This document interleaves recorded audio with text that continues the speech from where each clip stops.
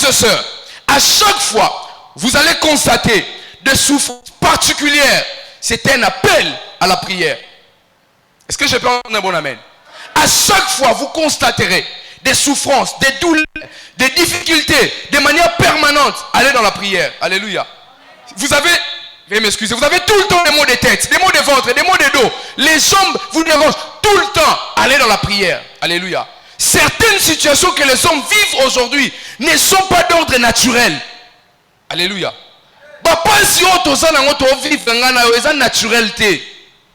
Dieu ne gagne rien s'il nous voit en train de souffrir. Ce n'est pas le plan de Dieu. Alléluia. Il souhaite que nous soyons prospères à tous égards. Alléluia. Aujourd'hui, j'ai béni Dieu parce que le pasteur Shilo m'a rejoint. Il donnait le point de prière. Il a dit il faut demander à Dieu annexer. Alléluia.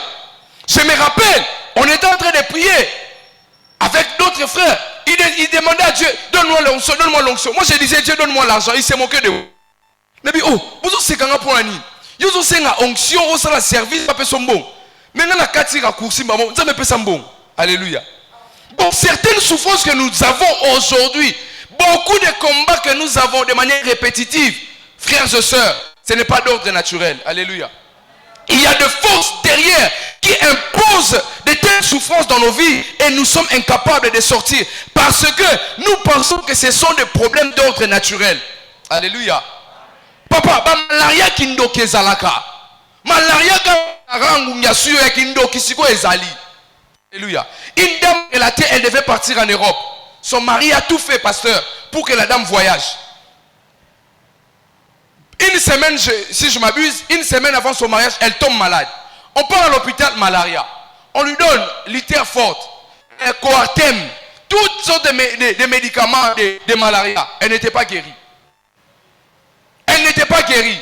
Et quand elle est partie voir un homme est fini spirituellement, a regardé sa fille, a dit, il y a une limitation dans ta vie. Il a prié pour sa fille est tombée. Une voix, esprit humain qui parlait, qui disait, je suis la maman de son mari.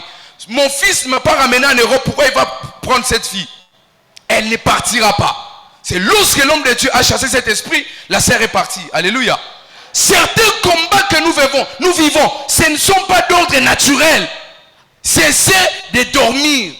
Quand vous constatez, blocage, par exemple, $50 après 3 mois, 4 mois, 5 mois, frère, ce n'est pas les plans de Dieu. Alléluia.